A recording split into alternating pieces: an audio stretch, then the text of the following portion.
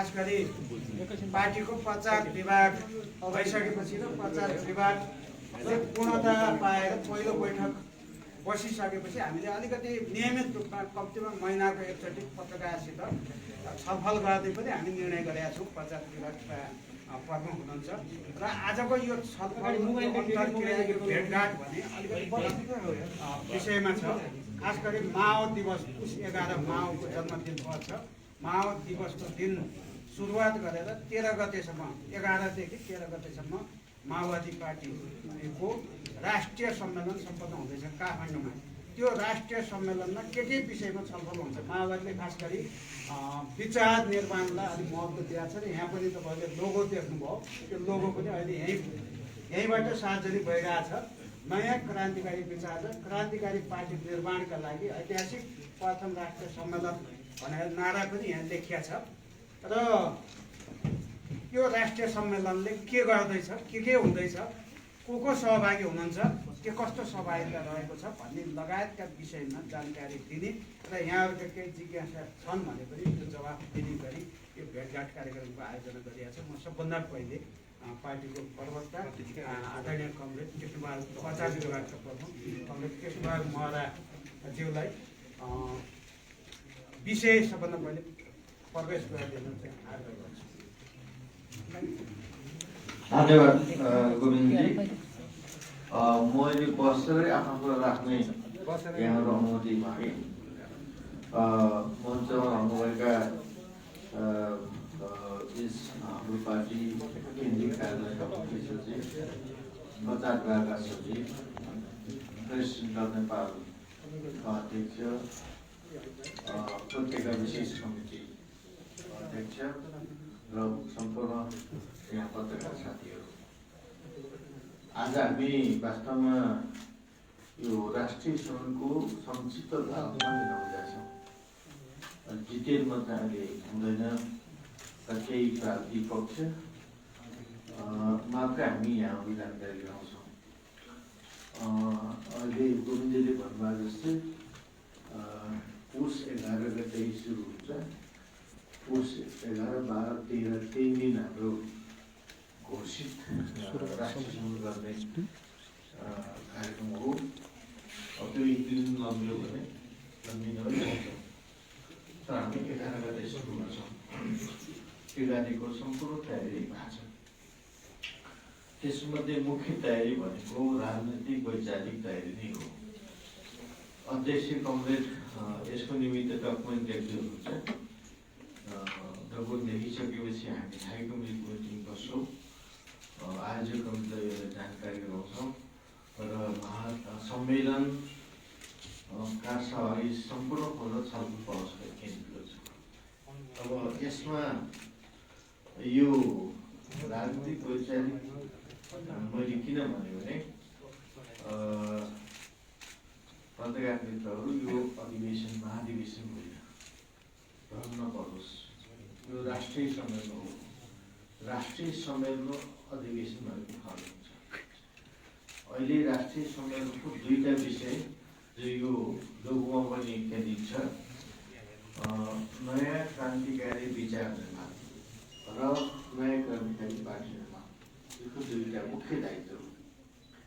हामीले गत साउनको अन्तिम समयमा केन्द्रीय समितिको मिटिङ बसेका थियौँ र केन्द्रीय समितिको मिटिङमा पनि हामीले एउटा डकुमेन्ट अध्यक्ष कमिटीले प्रस्तुत गर्नुभएको थियो र त्यसको मूल नारा पनि क्रान्तिकारी विचार निर्माण र क्रान्तिकारी नयाँ पार्टी नयाँ विचार। यो भनेको के हो भन्न प्रश्न उठ्न सक्ने सम्भावना हुन्छ। यो भनेको वास्तवमा हामीले अहिले 21औं शताब्दीमा आउँदा धेरै कुरा मास एङ्गल्सले आफ्नो पालामा, त्यस्तै लेनिन आफ्नो पालामा लेनिन साथीले पोख्नुभयो, माओवादीले पोख्नुभयो, माओवादी भएको धेरै बेर भइसक्यो। हामीले विश्व साम्राज्यवादले फेरेको नयाँ रूपहरू, शोषणका रूपहरू, दमनका रूपहरू र आफ्नो साम्राज्य कसरी कायम राख्ने भन्ने विषयमा नयाँ डेभलप गरेको स्थिति छ। नेपालमा हामीले त्यो बोलेको हाम्रो पार्टीले बोलेको छ। त्यसकारणले हामीले गम्भीर रूपले समीक्षा गर्ने पक्षमा छौँ। खास गरेर एउटा कुरा हामी आफ्नै बारे हामीले 64 सालमा सबभन्दा ठुलो पार्टी थियौँ।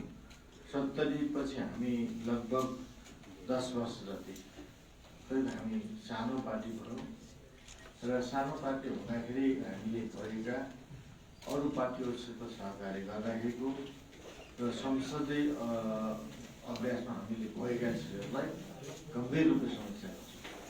हामी 64 सालमा सबभन्दा ठुलो पार्टी किन भयौँ, त्यसपछि हामी किन साना भयौँ र हामी के गर्नुपर्छ भन्ने विषयमा केन्द्रित भएर हामीले बहस थाल्ने सोचेका छौँ। यो कुराको सङ्केत मोटामोटी प्रदेश सम्मेलनको कार्यक्रममा अध्यक्षले राख्नु भएको छ। व्यवस्थित रूपले डकुमेन्ट आएपछि मात्रै भन्न सकिन्छ। तर मूल कुरा हामीले गम्भीर रूपले हामीले क्रान्तिकारी बाटोमा केही अवरोधहरूसँग गर्ने बेलामा हामीले केही कमजोरी गर्यौँ कि भन्ने समीक्षा सहित प्रस्तुत हुने पक्ष छौँ यो राष्ट्रिय सम्मेलनमा। एउटा त्यो यो राष्ट्रिय सम्मेलन विचार निर्माण गर्ने सम्मेलन हो। विचार निर्माण कसरी गर्ने भन्ने विषयमा हामी छलफल गर्छौँ। अध्यक्षको डकुमेन्टमा आउला, त्यसपछि हामी गम्भीर रूपले छलफल गर्छौँ र के निष्कर्ष दिन्छ हामी पछि मात्र भन्छौँ। हामी सम्मेलनको अन्त्यमा फेरि पत्रकार सम्मेलन गर्ने नै छौँ, त्यसमा हामी छलफल भन्नेछौँ। एउटा कुरा त्यो।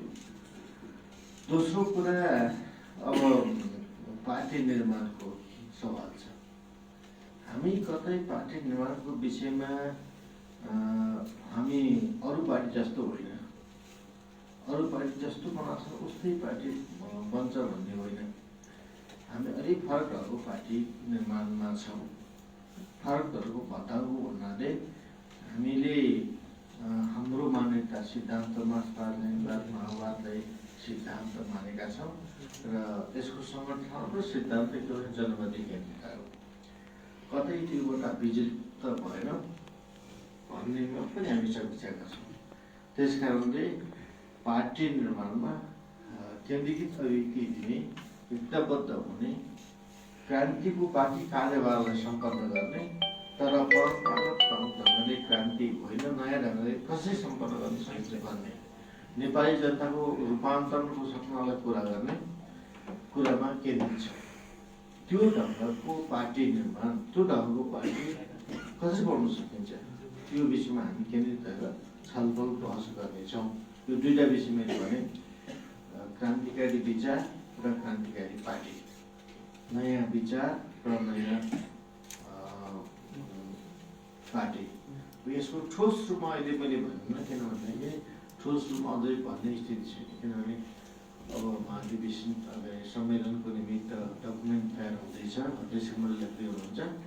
अब त्यो पेश भइसकेपछि छलफल भइसकेपछि निष्कर्ष के हुन्छ त्यो हामी पछि बताउनेछौँ।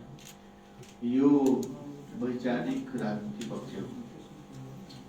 अब अर्को पक्ष प्राविधिक पक्ष मा म केही कुरा राख्न चाहन्छु। सम्मेलन हामी काठमाडौँमा गर्छौँ।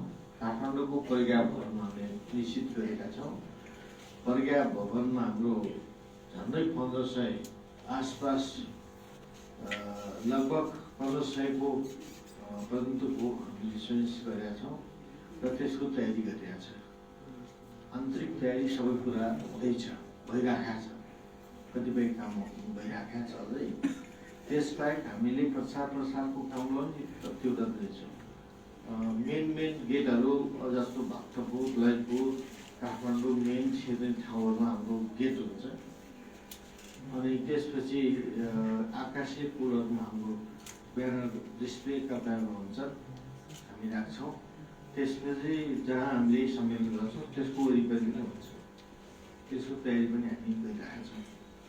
अब तपाईँले मोटामोटी 1500 कसरी सोध्नु भएको छ भन्ने सोध्नुलाई हाम्रो प्रदेश सम्मेलनहरू, वडा सम्मेलन सबै सिद्धियो।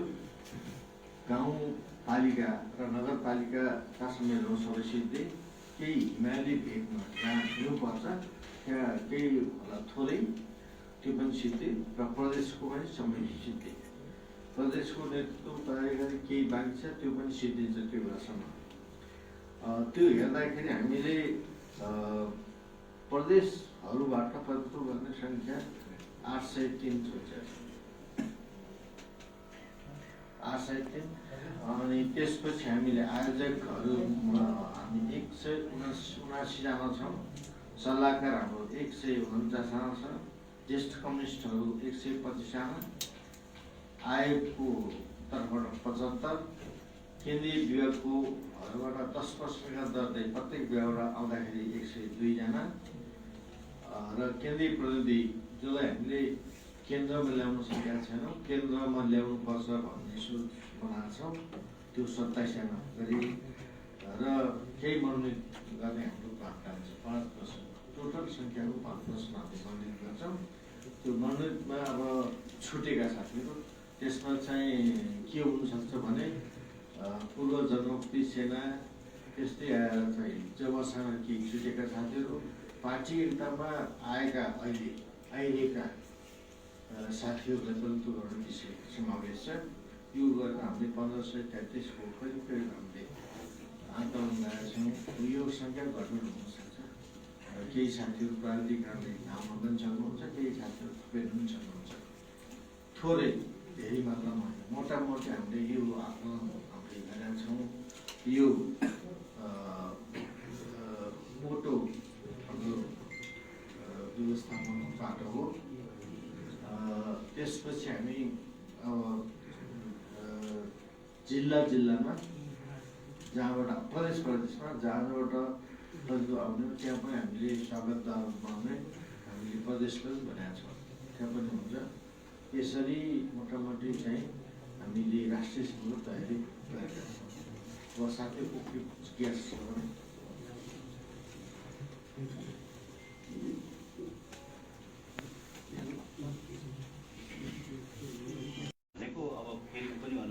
परम्परागत अरू पार्टीभन्दा फरक पार्टी हुनेछ भनेर भन्नुभएको छ कि माओवादी अब संसदीय व्यवस्थाको विकल्प खोज्ने गरी अझ अगाडि बढ्न खोजेको हो।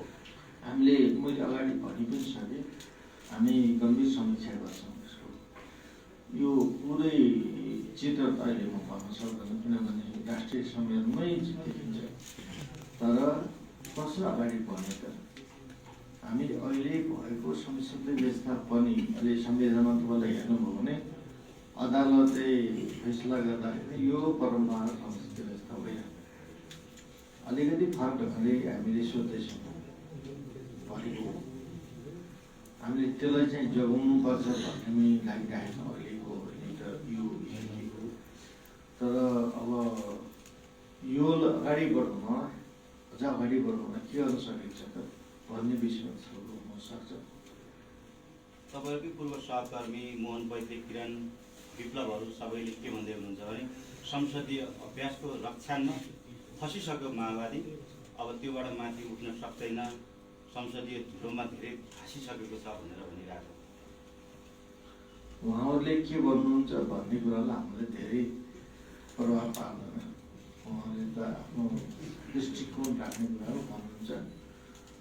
मैले पनि फेरि पनि भने हामी जुन बाटो हिँडिरहेका छौँ त्यो बाटो कति सही छ त, कति ठिक छ त भन्ने कुरा समीक्षाको विषय, छलफलको विषय हुनुपर्छ र हुन्छ यो सम्मेलनमा। अब मार्गदर्शन होइन सम्मेलनमा भनिरहनु भएको छ। हामी यसमा चाहिँ खास गरी अब नयाँ क्रान्तिकारी पार्टी निर्माण रहेछ, नेतृत्वको सवाल के हुन्छ, के छलफल भएको छ पार्टीको तयारी? छलफल गर्नकै राष्ट्रिय सम्बन्ध छ, अहिले छलफलै भएको छैन।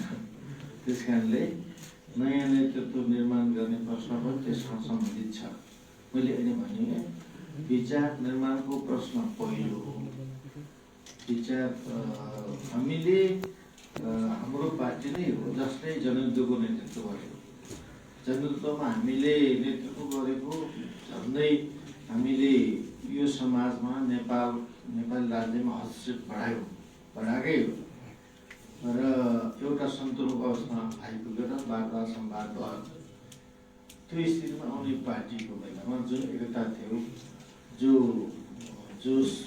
एउटा स्पिरिट थियो, त्यो कायम गर्नुपर्छ। फेरि त्यस्तै होइन, जनयुक्त गर्ने भने होइन, तर क्रान्ति सम्पन्न गर्न जरुरी छ।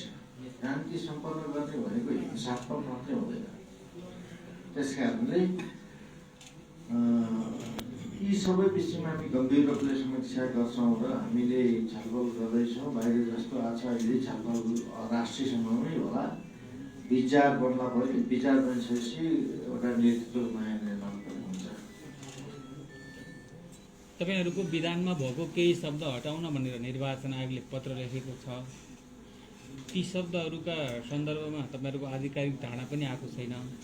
अर्को प्लस उद्घाटन समारोहमा कसलाई बोलाइएको छ त्यो पनि जानकारी पाऊँ। अहिले मैले राष्ट्रिय सम्मान भने नि महाधिवेशन यो ठुलो स्कोरको राष्ट्रिय विचारमा केन्द्रित भएको हुनाले हामी कसैले बोलाउँदैन। मैले राष्ट्रिय सम्मेलन महाधिवेशनभन्दा अलिक सानो हो, त्यसमा त्यसलाई बोलाउँदैन पनि। ठुलो तामझाम गर्ने स्थिति पनि हामी त्यो गर्दैनौँ। अहिले एउटा त्यो हो। अर्को चाहिँ निर्वाचन आयोगले जुन पत्र दियो त्यसको जवाब हामी पठाउँछ। हामी सल्लाह गर्दैछौँ। अहिले आउँदैन। यो निर्वाचन आयोगको पत्रको विषयमा नि जस्तो राजतन्त्र ल्याउनुपर्छ, हाम्रो संविधानले राजतन्त्रलाई त स्वीकारेको छैन नि, त्यो खालको शक्ति सिके राउत लगायतका पार्टीहरूको दर्ताको विषय पनि छ।